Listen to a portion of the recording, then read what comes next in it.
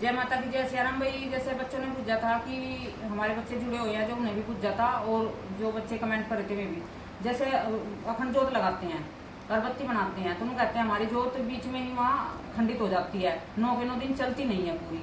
तो तुम्हें क्या करना है, जैसे तुम रुई है, रुई की बत्ती बनाते हो, तो कच्चा दूध लेना, कच्चा दूध हाथ पे लगा के थोड़ा सा, और उस बत्ती को एक तरफ से ऐसे बटना, देखो ऐसे एक ही तरफ। बहुत से बच्चे क्या करते हैं, एक तरफ ऐसा कर लेते हैं, फिर दूसरी तरफ उसे घुमा के फिर ऐसे कर लेते हैं, तो उसका बटा उतर जाता है।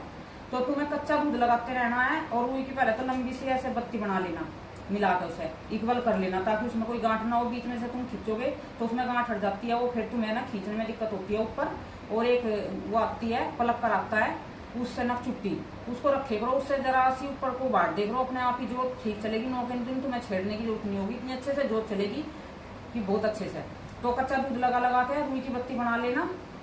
फिर जैसे तुम उसे कच्चा दूध लगा के, ज्यादा टाइट ना बटना, क्योंकि ज्यादा टाइट कर लोगे ना तो उसमें घी ऊपर नहीं पहुंचता, वो खींच नहीं पाती है। और ज्यादा ढीली भी मत रखना, क्योंकि ढीली रखोगे तो फिर वो ढीली रहती है, उसमें फिर जैसे वो जल्दी जल्दी जल जाती है, उसकी जल्दी से राख बन जाती है, उसकी ऊपर जो लो होती है ना वो जल्दी से खत्म हो जाती है। तो थोड़ी बीच से की मध्यम सी रखना है, ना तो ज्यादा टाइट और ना ज्यादा हल्की। तो उसे कच्चे दूध से हाथ लगा लगा के ऐसे बटा चढ़ा लेना, और उसे फिर घी में भिगोगा, माता की अपनी बत्ती जो उसमें तैयार करना उसमें डाल के, और उसमें 2 लौंग डाल देना जोत में, 2 इलायची डाल देना। तो माँ ज्वाला का नाम लेकर बिल्कुल भी जोत आपकी कभी भी बीच में खंडित नहीं होगी।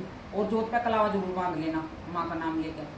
और दक्षिणा माँ की रखना, ज्वाला माँ की, जैसे जोत जलाते हो 11 रुपए की अरदास लगा देना उनको, माँ हम ये आपकी 9 दिन तक जोत लगावेंगे, ज्वाला माँ आप इसमें हमेशा मतलब 9 दिन तक प्रकट रही हो, और हमारी जो घर में जो दसों की हिसाब से रक्षा करियो, जो भी आने वाला संकट है उसको खत्म करियो, जो किसी के घर में संकट है तो। और जैसे किसी के सब कुछ ठीक ठाक है तो माँ हमारे पे अपनी कृपा बनाए रखियो, ऐसे प्रार्थना करनी है।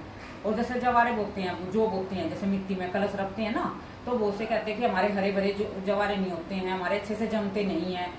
और तो बहुत से बच्चे क्या करते हैं, जैसे किसी किसी के घर में चूहे होते हैं, तो वे चूहे निकाल के ले जाते हैं और बच्चों को पता नहीं चलता है, फिर में जो जमते नहीं है, बच्चे सोचते हैं कि पता नहीं क्यों हमारे जवारे नहीं हुए हैं। तो थोड़ा सा ध्यान रखिए करो, चूहे ना हो घर में। और एक काम करना, वे जो है ना उनको 2 दिन पहले तो उन्हें एक कटोरी में भिगो देना, कटोरी में भिगो कर रख देना। फिर जैसे बोगे से तीसरे दिन तो उसे मिट्टी में उस पानी समेत जोंकू नए से मिलाने का, वे जल्दी से अंकुरित हो जाएंगे एक दिन में। अगर तुम सूखे जोंक बोते हो ना, तो वे क्या करते हैं, 3 दिन तो वे फूलने में लगते हैं, 2 दिन तो फूलने में, तीसरे चौथे दिन उनमें अंकुर फूटते हैं, तो इसलिए उन्हें देर लग जाती है। फिर वे 2-3 दिन बचते हैं, बाकी के फिर में इतने से होते हैं तुम्हारे। तो उसे 2 दिन पहले जो भिगो कर रख दोगे ना आप एक कटोरी में, और फिर उसे बोओगे तो उसमें ना वे फूल तो जाएंगे, अंकुर तुम्हें पानी में डालते हो, मिट्टी में डालते हो, उनके अंकुर निकल आएंगे उसी रात जिस दिन तुम बोओगे उसे। तो इस तरीके से जो बोओगे तो तुम्हारी बिल्कुल हरी भरी खेती होगी, और अच्छे से होगे, तुम्हारे संकेत मिलेंगे अच्छे से, तुम्हारे घर में जैसे भी अच्छे से हरी भरी होती है तो शुभ कार्य होने वाला होता है, कुछ अच्छा होने वाला होता है।